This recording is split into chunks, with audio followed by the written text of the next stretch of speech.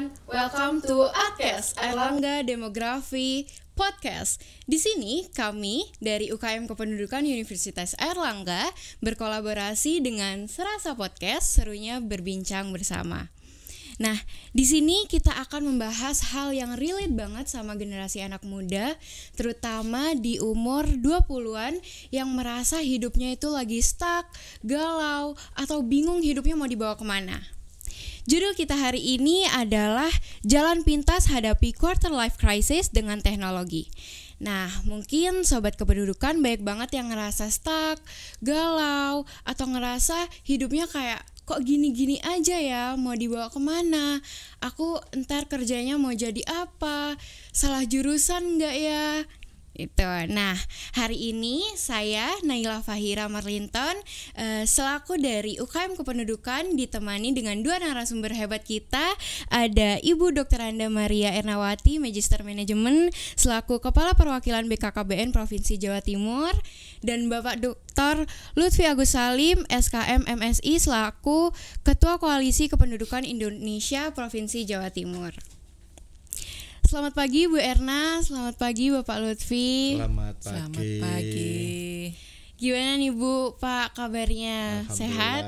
Sehat, semangat ini. Alhamdulillah sehat. Suatu kehormatan buat saya bisa berbincang bersama dengan Ibu dan Bapak yang sibuk-sibuk banget ini. Terima kasih banyak sudah meluangkan waktunya. Di sini kita mau bahas tentang quarter life crisis. Baik, kita mulai dari Bu Erna dulu. Jadi gini Bu, saat ini Indonesia sedang berada di masa bonus demografi, di mana proporsi penduduk usia produktif itu sekitar 15 tahun sampai 64 tahun. Nah, usia produktif ini lebih besar dibandingkan usia non-produktifnya. Menurut data dari BPS tahun 2023, sekitar 70% penduduk Indonesia ini termasuk kategori usia produktif. Bahkan jumlah penduduk Indonesia yang usianya muda diproyeksikan akan terus mendominasi hingga tahun 2030-an. Nah, fenomena ini tentu jadi peluang besar yang sekaligus tantangan ya buat negara kita. Nah, mungkin bisa dijelaskan lebih lanjut menurut Bu Erna, apa sih bonus demografi itu secara lebih rincinya, Bu? Baik, terima kasih. Jadi yang namanya bonus itu sesuatu yang menyenangkan gitu ya, harusnya begitu. Maka tadi sudah disampaikan bonus demografi itu adalah 50% lebih dari jumlah penduduk itu didominasi adalah usia yang produktif. Di usia 15 sampai 64 tahun. Nah, tentu saja dalam bonus demografi ini karena usia produktifnya banyak, ini ada satu peluang, jendela peluang untuk kita meningkatkan dari sisi pendidikannya, dari sisi ekonominya, di sisi sosial dan sebagainya. Nah, tentu saja yang tadi saya maksud untuk bagaimana kita menjadikan bonus itu betul-betul hal yang menyenangkan, tentu kita wajib untuk mempersiapkannya. Nah, kebetulan kami kalau yang dulu adalah BKKBN, sekarang ini rumahnya sama Pak Presiden dibesarkan gitu ya, menjadi Kementerian Kependudukan dan Pembangunan Keluarga, di mana dalam kementerian kami ini sasaran program utamanya itu sebenarnya adalah keluarga, dengan tentu saja amanah yang diberikan pemerintah kita ada dua hal, kependudukan dan pembangunan keluarga. Nah, dalam hal kependudukan, kalau urusannya kependudukan pengendalian penduduk gitu ya, ini kita sudah selesai. Sudah tuntas. Negara kita itu sudah bagus lah untuk pengendalian penduduknya. Dilihat dari indikator TFR kita, total fertility rate, terutama di Jawa Timur ini sudah 1,97 ya Pak. Iya. Dari rilis BPS untuk long form SP 2020 begitu. Nah, apa yang harus kita lakukan ke depannya adalah membuat tata kelola kependudukan dengan versi yang baru yang kita persiapkan. Itu. Nah, ini pakar-pakar kependudukan nanti akan melihat, menganalisis begitu ya, gimana sih kependudukan level berikutnya untuk pembangunan tentu saja keluarga dan pembangunan Indonesia seutuhnya seperti itu. Iya. Berarti bonus demografi ini windows of opportunity, ya, jendela peluang buat kita ya. Tapi kalau nggak dipersiapkan bisa jadi bumerang juga ya buat kita. Betul. Baik. Kalau dengan mayoritas penduduk Indonesia yang saat ini di usia produktif, apa aja sih Bu tantangan utama yang dihadapi oleh kelompok-kelompok 20 tahunan ini yang di dalam aspek karirnya atau pendidikannya atau bahkan kehidupan pribadinya, mungkin tantangan yang sering dikeluhkan itu apa Bu? Jadi seperti saya kemukakan tadi, sebenarnya untuk tugasnya BKKBN, Kemendikbangga dan BKKBN ini hanya ada dua, kependudukan dan pembangunan keluarga. Nah, dalam rangka untuk membangun keluarga, tentu saja kita harus bisa memberikan satu pendampingan pada siklus hidupnya yang ada dalam keluarga itu, mulai dari mungkin anak, remaja, orang tua sampai lansia gitu. Nah, kemudian kalau dihubungkan sama tema apa tadi? Yang di karir atau pendidikan kita. Jadi temanya adalah quarter life crisis. Nah, kita melihat satu krisis ini sebenarnya bisa kita siasati dengan melaksanakan perencanaannya. Jadi di kami itu ada program yang namanya program genre, program generasi berencana. Ini sebenarnya adalah untuk mempersiapkan para generasi muda siap untuk menghadapi tantangan kehidupan berikutnya. Nah, kemudian wadahnya di Kemendikbangga BKKBN ini kami punya atau membentuk ya namanya PIK remaja. Pusat Informasi dan Konseling Remaja, yang pendekatannya adalah di sekolah ada, kemudian di masyarakat juga ada melalui biasanya kalau di desa itu Karang Taruna dan sebagainya. Nah, itu. Dan dalam PIK itu kita melatih para remaja ini untuk menjadi pendidik sebaya bagi teman-temannya.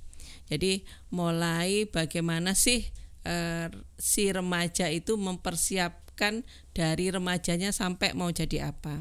Jadi kalau di genre itu kalau kita pilah itu ada kategori, sebenarnya kita kategorikan menjadi remaja yang usianya 15 sampai 19 tahun gitu ya.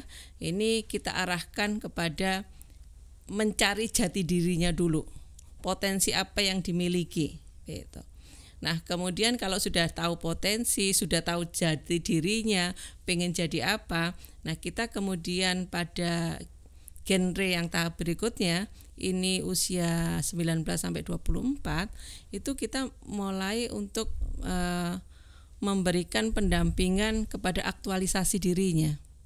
Bagaimana sih mencapai cita-cita yang diharapkan untuk si remaja itu? Kalau mau jadi notaris katakan, yo ojo sekolah neng gini ekonomi kan begitu. ini mungkin itu. Iya. Jadi harus kekeh nih pada tujuan utama untuk mencapai kehidupannya. Kemudian yang fase ketiga ini adalah 24 tahun lagi, itu adalah fase kolaborasi. Dimana remaja harus bisa mengkolaborasikan, mencari jejaring yang seluas-luasnya begitu ya. Termasuk mungkin satu hal lagi, bahwa nantinya dalam merencanakan kehidupan dan aktualisasi dirinya, ini yang sekarang ini ada hal yang luar biasa sebenarnya yang tidak kami dapatkan pada kaum kolonial seperti saya gitu ya, yaitu adanya perkembangan teknologi yang luar biasa. Ini yang menjadi satu berpotensi lah yang saya bilang untuk bagaimana bisa melihat terkait dengan apa yang diinginkan oleh remaja itu. Aksesnya kan luar biasa sekarang seperti itu. Iya, berarti kita emang harus linear ya. Apa yang kita lakukan sekarang untuk masa depan kita harusnya sudah linear dan sudah dipersiapkan Jauh-jauh dari hari. sekarang. Menurut Bapak Lutfi, gimana caranya kita itu tetap optimis ketika realita hidup kita itu lumayan jauh dari ekspektasi kita sebelum-sebelumnya, Pak? Iya, karena memang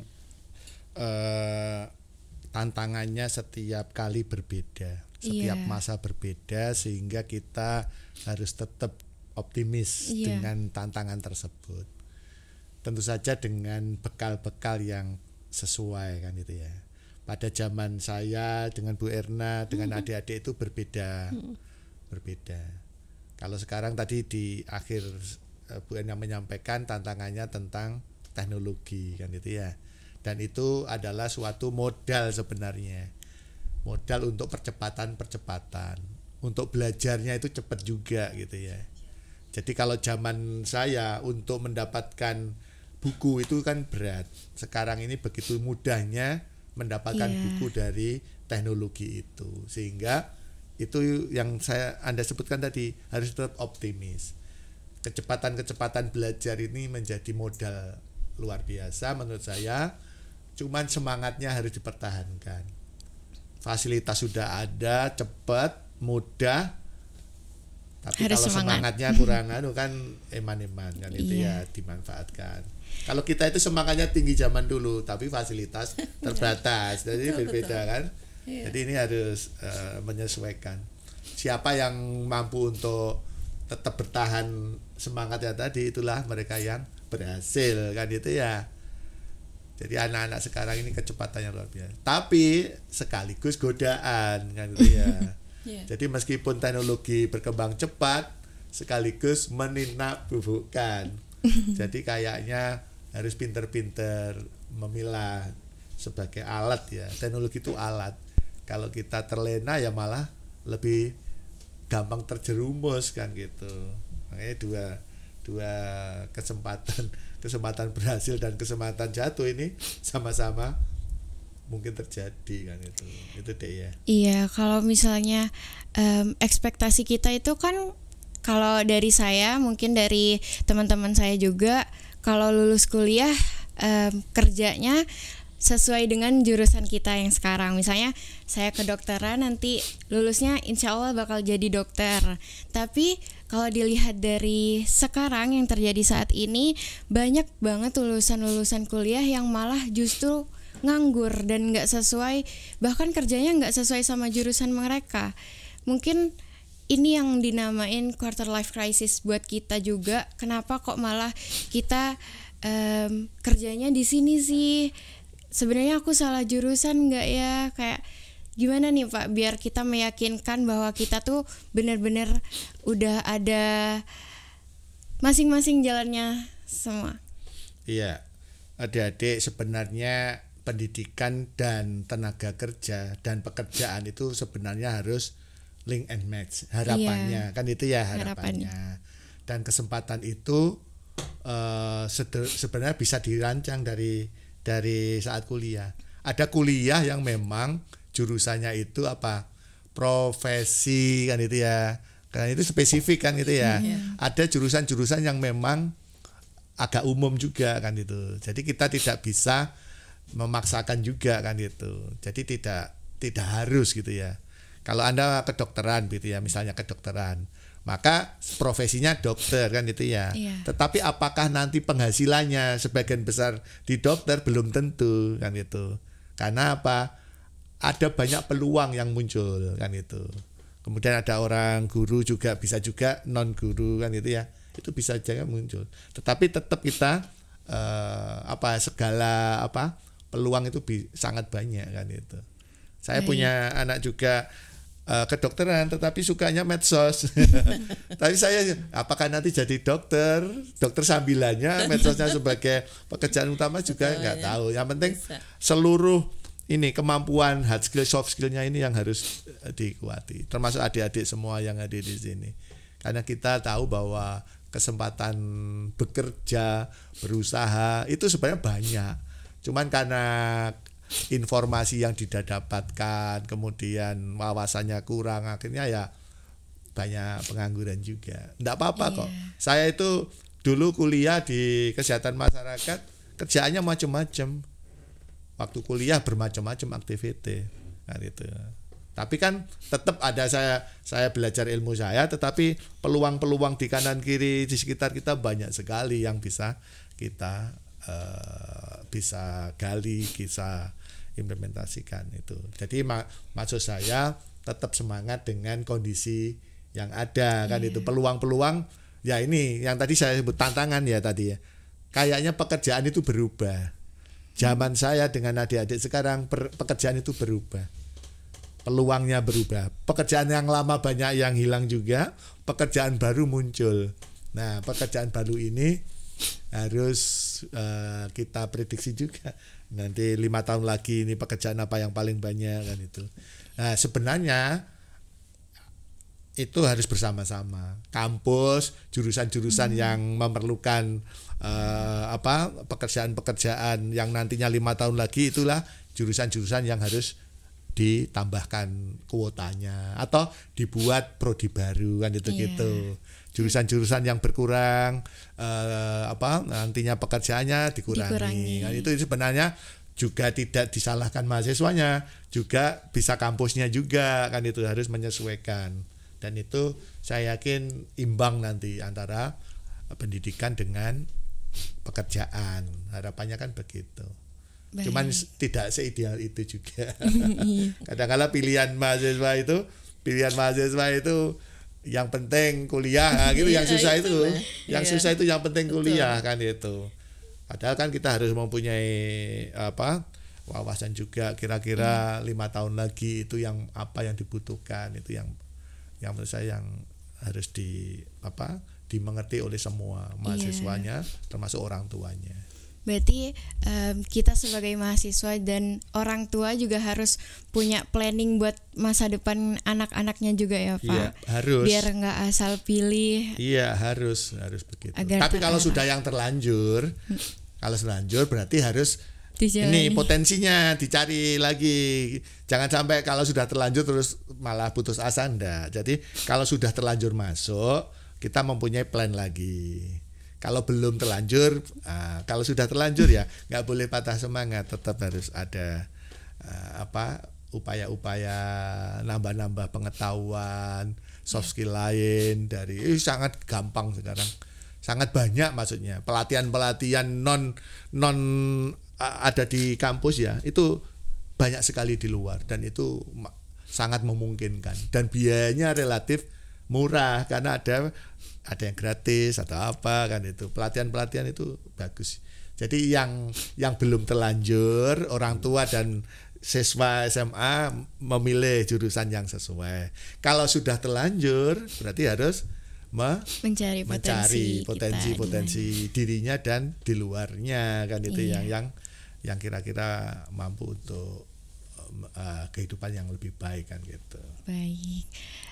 Bu Erna, jika dilihat dari data kependudukan, usia 20-an ini adalah masa yang krusial ya buat menentukan hidup seperti yang dijelaskan Pak Lutfi juga.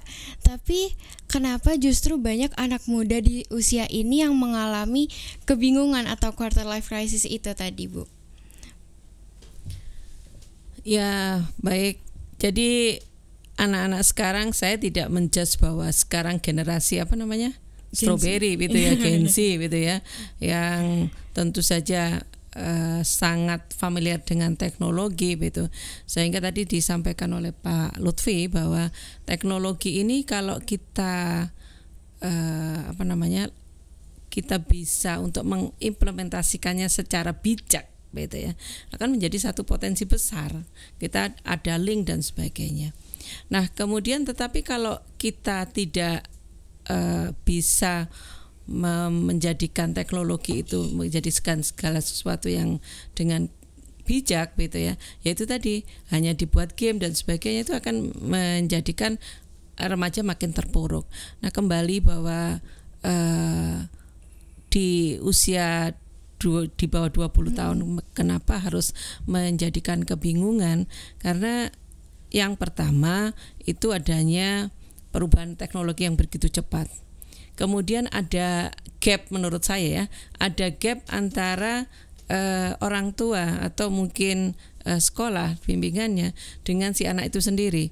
Jadi kalau orang tuanya itu gaptek, nggak mengenal teknologi, si anaknya begitu berpacu cepat dengan teknologi, ini tentu saja menjadi satu confuse bagi si anak. Mau kemana nih? Aku mencari bimbingan kan, seperti itu. Kemudian yang kedua, kebingungannya si anak karena itu tadi dia tidak bisa mempersiapkan dirinya. Jadi mengkondisikan dirinya, mau kemana sih saya ke depannya? Mau jadi apa sih saya ke depannya? Karena apa? Karena dia tidak tahu dirinya sendiri, potensi yang ada pada dirinya sendiri. Yang menurut Pak Lutfi tadi mungkin karena ketidaktahuan dan ketidakmengertian jadi ikut-ikutan, atau mungkin karena orang tua kan begitu. Nanti jadi dokter aja, sudah jelas masa depannya. Padahal dalam potensi dirinya ini dia nggak punya potensi untuk ke arah ke sana gitu ya. Mungkin dia senang jadi ekonom, mungkin senang jadi sosiolog, yang ini tidak dikenali oleh orang tuanya. Ini juga menjadi confuse bagi si remaja itu, untuk aku itu maunya kemana sih, mau apa sih. Nah, oleh karena itu kami ini di Kemenduk Bangga ini dari jauh-jauh hari ini sudah mempersiapkan. Jadi mulai dari anak lahir kita persiapkan supaya anak itu sehat ya, baik dari fisiknya maupun kecerdasannya. Jadi ada beberapa program gitu ya, untuk si orang tuanya. Kita ada sekolah orang tua hebat, di mana dalam sekolah orang tua hebat ini si orang tua ini diberikan satu pemahaman, diberikan satu pelatihan terkait dengan optimalisasi tumbuh dan kembang. Begitupun sampai anak remaja. Kita juga punya yang namanya bina keluarga remaja. Keluarga-keluarga yang mempunyai remaja, anak remaja, ini kita berikan pendampingan, kita berikan pelatihan, kita berikan orientasi untuk bisa memahami anak remajanya.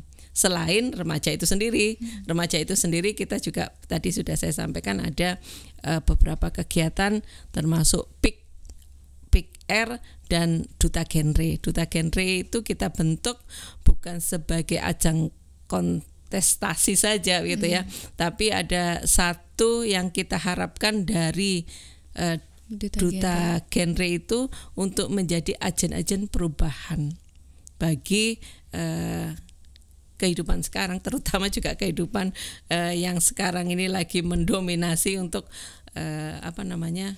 era digital yang luar biasa, teknologi masuknya gitu. Kalau dari anak mudanya sendiri kan untuk mempersiapkan arahnya itu kita harus berdiskusi dengan orang tua juga kan Bu, untuk menentukan arah kita mau kemana. Dengan kayak kita udah tahu, oh orang tua kita ini udah berpengalaman, udah hidup lebih lama, jadi kita mau tahu gimana sih sebenarnya hidup kita setelah ini. Nah, untuk dari orang tua itu kan sebagai bekal kita. Nah, tapi sementara kitanya sendiri tuh bingung, sebenarnya aku pengen kesini, tapi sama orang tuanya disuruh kesini. Nah, kalau misalnya kepengenan kita itu tidak sejalan dengan orang tua, sebaiknya kita pilih yang kita suka atau yang orang tua kita suruh, karena mereka udah berpengalaman di dunia ini. Kira-kira kita better pilih yang mana nih Bu? Baik, jadi dalam hidup itu penuh dengan satu pilihan, kondisi yang harusnya balancing ya, gitu kan. Kalau semisal sekarang ada akses kita yang luar biasa dari digital gitu ya, teknologi yang luar biasa. Tetapi kan tidak menutup kemungkinan apa yang menjadi hal yang ada di digital ini yang terbaik. Pasti juga ada pengalaman. Itu maksudnya yang saya tadi bilang harus membalancingkan itu seperti itu.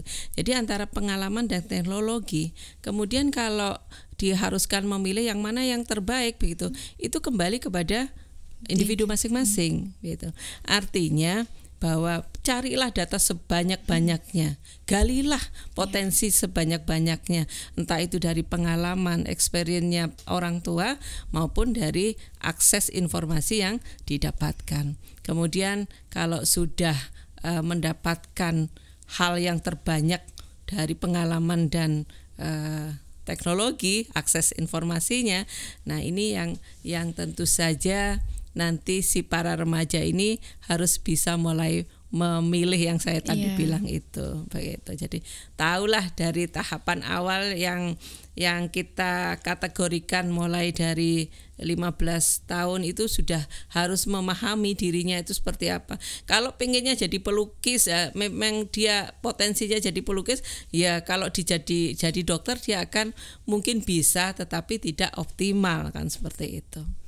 Kalau misalnya di usia produktif yang 15 tahun sampai 19 tahun itu kita masih belum tahu potensi diri kita seperti apa, itu gimana Bu? Mungkin dari BKKBN untuk mengajak anak muda mengetahui potensi mereka itu Ibu pakai cara apa? Baik, karena Kementerian kita dan BKKBN ini adalah satu lembaga yang untuk memberikan satu peningkatan kualitas untuk keluarga begitu ya.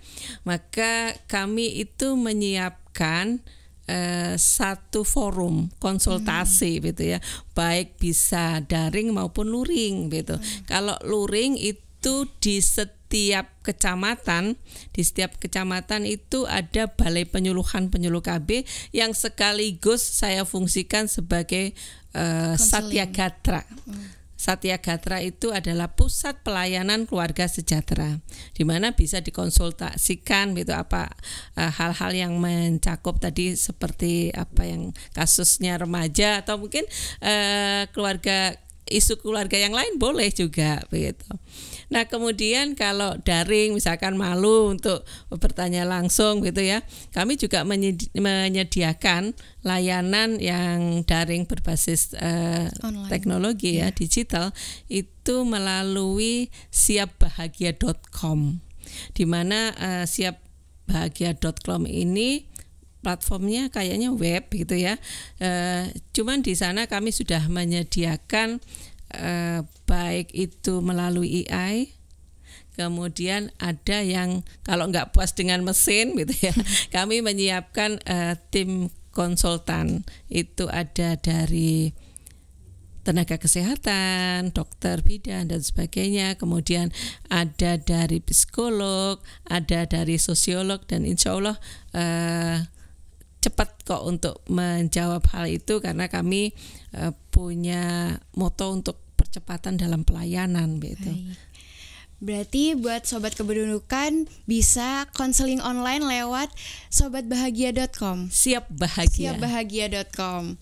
Nah, biar kalau misalnya kalian malu-malu mau konseling secara luring, kalian bisa konseling secara online.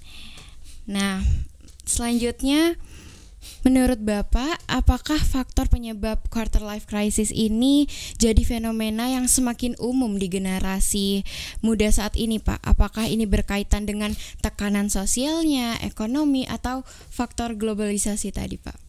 Iya, saya kira itu juga faktor-faktor penyebabnya ya. Tadi quarter life crisis itu kan krisis seperempat hidup. Dari 20 tahun seperempat hidup ini kan, itu adalah masa-masa meninggalkan anak-anak, remaja menjadi hampir dewasa kan itu. Jadi itu jati dirinya kan itu gimana kan itu. Makanya tekanan hidupnya itu tinggi kan itu ya. Dia mau jadi apa, terus gimana caranya kan itu ya. Berarti apa, tekanan sosial ada. Iya. Tekanan sosial. Jadi kondisi-kondisi yang di lingkungannya, keluarganya mungkin, teman-temannya, yang satunya bisa sekolah bagus, dia sendiri mau kemana, kan itu juga menjadi, sebenarnya tekanan itu bisa menjadi pemicu keberhasilan, semangat, bisa menjadi justru sebaliknya, kan bisa down. Bisa down kan itu apabila temennya berhasil dia semangat dan itu ya. Kalau dia pokoknya macam-macam, itu semua adalah tergantung dari masing-masingnya untuk kekuatan mensikapi keadaan lingkungannya. Kemudian ekonomi juga begitu. Kadang-kala cita-cita remaja pengennya lebih daripada kemampuan orang tua, padahal dia kan belum bekerja ya kan itu. Dia pengen lebih daripada itu, tapi orang tuanya tidak, ya sebenarnya mendukung, tetapi mungkin ekonominya terbatas. Biasanya ini diperlukan jaringan, jejaring, konsultasi, kemudian ya di luar orang tua juga. Karena kemungkinan keterbatasan kemampuan orang tua selain ekonomi mungkin pengetahuan, wawasan orang tua, sehingga memerlukan orang-orang yang atau lembaga-lembaga yang tadi disebut Bu Ena, salah satunya adalah bagaimana bisa meningkatkan potensinya anak itu, karena cita-citanya melebihi daripada keadaan. Dan ini beberapa waktu yang lalu sempat viral kan, ada anak tukang kuli bangunan macam-macam, tapi mau kuliah di luar negeri atau apa gitu kan, dia malah dibully oleh tetangganya kan, yang viral-viral itu. Kok bisa kamu nanti kuliah di luar negeri atau jurusan-jurusan di ibu kota misalnya begitu ya. Ternyata tetap berhasil kan itu ya, lolos ujian tes, tetapi ternyata alhamdulillah banyak mereka yang bersimpati, termasuk biaya hidupnya macam-macam itu ada. Jadi tetap semangat meskipun kondisi orang tuanya terbatas. Berarti apa? Semangatnya anak ini melebihi daripada kondisi real. Itu selalu ada bantuan-bantuan yang tidak kita duga juga kan itu ya. Dan itu sekarang lebih gampang juga viral gitu ya. Dan banyak juga orang yang peduli juga kan itu. Tapi bukan berarti ngemis ya. Tetapi itu apa? Semangatnya. Buktikan bahwa itu semangat ada kan itu. Kemudian ada lagi tekanan karena keinginannya gitu ya. Ya karena sering melihat medsos. Akibatnya apa? Tekanan hidup itu tinggi kan itu ya. Apa yang ada di medsos itu koyoknya kan indah-indah ya. Macam-macam. Kalau cewek cantik, cowok ganteng, kemudian apa make upnya macam-macam itu kan. Nah, kadang-kala itu kan mempengaruhi dia juga. Lu di tempatku kok nggak ada, aku kok nggak punya, beli ini kok nggak punya kan itu ya. Di mana mendapatkannya? Akhirnya kan apa keinginannya melebihi karena sering melihat medsos. Nah, ini menjadi masalah kan. Di satu sisi tadi saya sebut medsos itu untuk mempercepat ilmu juga potensinya, justru juga bisa menyebabkan dia keinginannya melebihi, dalam arti keinginan yang kebutuhan tersier gitu-gitu. Akhirnya dia bermimpinya itu melebihi, dalam arti mimpi yang ini kebutuhan tersier yang tadi saya sebutkan tadi, macaknya, dandanannya, bajunya kayak gitu ya. Itu kadang-kala membuat orang tua nggak sebanding karena orang tuanya penghasilannya nggak cukup, anaknya keinginannya melebihi, akhirnya menjadi masalah kan itu. Jadi tekanan sosial, ekonomi, teknologi benar-benar itu. Yang paling pasti adalah komunitas. Ini yang penting ya, penting untuk mengantisipasi itu. Komunitas yang baik itu akan mendukung. Jadi mereka yang mempunyai komunitas yang bagus, aktif, organisasi, kegiatannya banyak, itu biasanya menjadi tempat untuk bisa beraktualisasi ya, anak-anak yang mengeksplorasi potensi tadi itu, kesukaannya. Jadi masih banyak pilihan-pilihan itu, dan faktor-faktor itu tadi yang disebutkan itu betul semua. Saya kira itu faktor-faktornya mengapa terjadi kebingungan di usia-usia seperempat kehidupan tadi itu. Berarti kita emang harus pinter-pinter ngefilter ya Pak, dari ini baik enggak ya buat kita, ini buruk enggak ya buat kita. Kayaknya ini bukan buat kita deh. Kayaknya kita emang cukupnya untuk di sini aja sesuai kapasitas masing-masing ya Pak. Biar lebih fokus ke proses diri sendiri aja dulu, jangan lihat orang lain. Tapi kita kalau lihat orang lain itu harusnya termotivasi, bukan malah ngedown atau malah insecure gitu ya Pak. Kalau kita ini kan hidup di zaman yang serba digital, di mana anak muda ini tumbuh bersama teknologi. Kayaknya emang dari lahir pun saya emang sudah tumbuh dari berkembang bersama teknologi juga. Menurut Ibu, apakah teknologi ini banyak membantu atau justru membebani mereka ini kalau di fase-fase krisis seperti ini? Teknologi itu diambil dari sisi mananya begitu ya. Jadi kalau saya melihat dengan adanya perkembangan teknologi yang luar biasa, ini sangat membantu sekali begitu ya, membantu sekali. Jadi kalau kita bandingkan sama kami gitu ya, Pak Lutfi, saya ini kan orang-orang kolonial gitu ya. Saat sekolah itu juga susah mencari bukunya, itu harus kita beli gitu kan. Sekarang dengan teknologi kita mau akses apapun bisa gitu. Asal Bapak Ibu sekalian dan remaja-remaja ini yang luar biasa yang ada di sini maupun dimanapun kalian, ini yang penting adalah filter. Bagaimana teknologi itu kita jadikan alat untuk kita memperkaya diri, seperti itu. Jadi sebenarnya kalau dengan krisis begitu ya, kita mau jadi apa, mau kemana, apalagi sekarang dengan AI, gitu.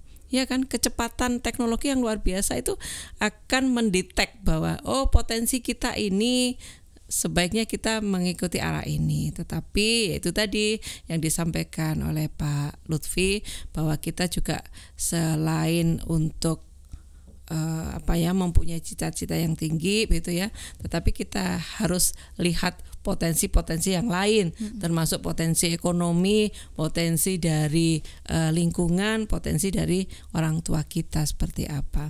Cita-cita boleh dikejar setinggi langit, tetapi harus ada perencanaan dan ada satu aksi nyatanya begitu. Jangan hanya angan-angan kemudian bermimpi tapi tidak melakukan apa-apa. Usaha apapun saya rasa bisa. Sekarang banyak kok peluang yang tidak mengharuskan bekerja itu secara full time gitu kan. Banyak juga anak muda yang sekarang berhasil seperti jadi konten kreator gitu ya dan sebagainya. Ini luar biasa. Ini yang peluang ini yang perlu ditangkap oleh remaja sekarang. Baik, berarti teknologi itu ibaratnya pisau bermata dua ya Bu sebenarnya. Bisa sangat membantu kayak akses belajar kita, networking, peluang kerja, tapi juga bisa malah bikin kita membandingkan diri juga ke orang lain. Jadi emang tergantung gimana cara kita pakainya ya Bu. Baik. Nah, kalau bicara soal teknologi, sebenarnya peran teknologi ini bisa jadi jalan pintas atau tools strategis buat anak-anak muda menghadapi ketidakpastian di usia 20-an ini ya, Pak. Iya. Betul, teknologi tool itu. Tool cepat ini. Tadi Bu Ena menyebut cepat sekali. Jadi belajar dengan cepat. Anda satu hari bisa download buku ratusan. Iya. Aplikasi bisa banyak juga. Dulu saya belajar SPSS zaman dulu itu berapa harus sehari keluar hasilnya itu. Ada hubungan, ada pengaruh, ada apa itu baru sehari. Besoknya baru berapa. Sekarang hanya menitan. Berarti apa tools itu kecepatannya luar biasa. Dan adik-adik nanti dalam masa ini kesempatan sebenarnya. Tapi relatif murah loh itu tak lihat. Meskipun rupiahnya naik, tapi sebenarnya kita bisa memperoleh itu. Ya, sangat murah. Sangat murah itu deh. Tapi kalau dilihat rupiahnya zaman dulu nilainya misalnya 1.000, sekarang 10.000 ya mesti naik karena nilai uangnya ya. Tapi sebenarnya itu lebih murah untuk mendapatkan itu. Anda sekarang belajar apa, misalnya yang suka IT content creator itu banyak sekali di situ. Ada aplikasi banyak sekali yang cepat dan itu kita kita ambil positifnya, kita perbanyak track record kita, CV kita, ikut pelatihan ini gitu ya. Ikut bahkan itu sampai dunia loh deh anunya. Jadi beberapa kali ini cerita saja ya. Putri saya suka itu ya. Jadi waktu COVID itu ikut WHO, UNICEF, macam-macam itu. Ikut semua dan dapat sertifikat semua pelatihannya itu saat awal-awal COVID itu. Alhamdulillah itu track recordnya, CV-nya lengkap. Pernah ini, pelatihan ini, dan itu tidak pernah dialami oleh zaman kita. Anda bisa memperbanyak CV-nya pada masa seperempat kehidupan ini, akhirnya bisa membawa manfaat lah. Anda sudah ini, dan ini kesempatan baik. Tidak harus pada jam kuliah, tapi bisa malam, bisa sore, bisa libur, kita bisa manfaatkan kapanpun bisa kita perbanyak pengalaman ini dari peran teknologi sebagai tool keterampilan kita, pelatihan kita kan itu ya. Bisa ikut pelatihan online, betul. Mentoring di mana aja, bahkan ikut WHO juga ya, Pak. Betul.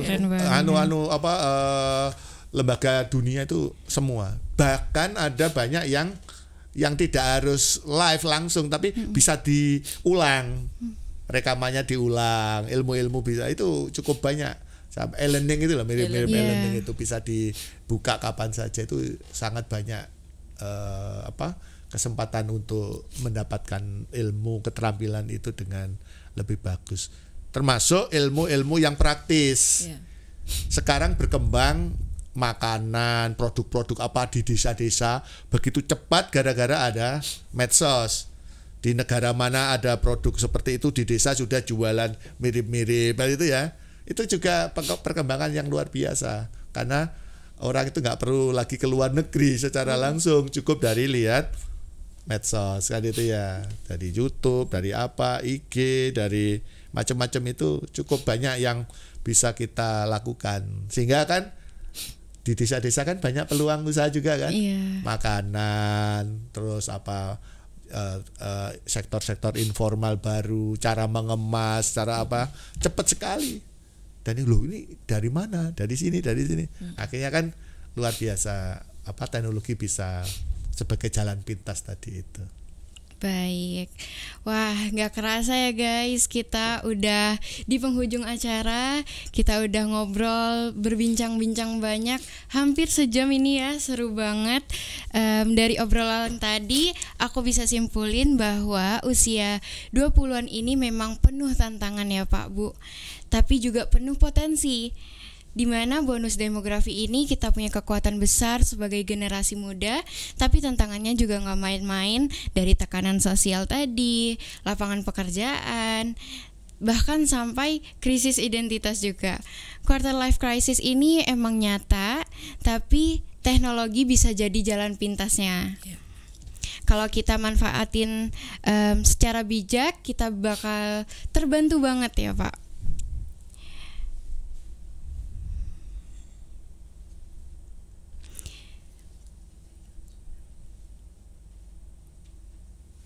Baik, mungkin dari Bapak Lutfi dan Bu Erna bisa kasih closing statement buat teman-teman Sobat Kependudukan.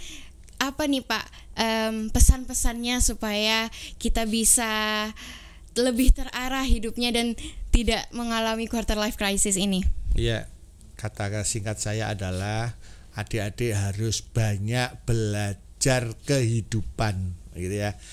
Kehidupan itu maksudnya tidak hanya di bangku sekolah kuliah, tetapi pada situasi di sekitar kita yang sangat mudah untuk bisa pelajari melalui online, offline, itu sangat bermanfaat untuk kita, sehingga ilmu kita, pengalaman hidup kita makin banyak, akhirnya nantilah kita bisa tidak bingung lagi ke depannya, karena sudah mempunyai modal kuliah kehidupan tadi.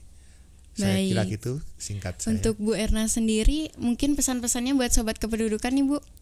Baik, untuk remaja Jawa Timur khususnya yang luar biasa ini ada 4 hal sebenarnya. Yang pertama yaitu kenali diri, gitu ya. Kenali diri. Yang kedua kenali potensi dan lingkungan. Yang ketiga adalah merencanakan kehidupan, dan yang keempat ambil peluang melalui era digital ini untuk mengembangkan potensi dan bakat yang ada dan minat pada remaja-remaja kita. Baik, terima kasih banyak Bu Erna dan Pak Lutfi atas insight-nya yang luar biasa. Buat sobat kependudukan yang lagi dengerin, ingat kalian gak sendirian. Kita ada buat kalian, bantu sama-sama grow up bareng. Kita sama-sama kenali potensi kita sendiri, dan semoga kita mendapatkan hidup yang lebih terarah dan sesuai ekspektasi kita. Amin. Sampai jumpa di episode Adcast selanjutnya. Bye-bye.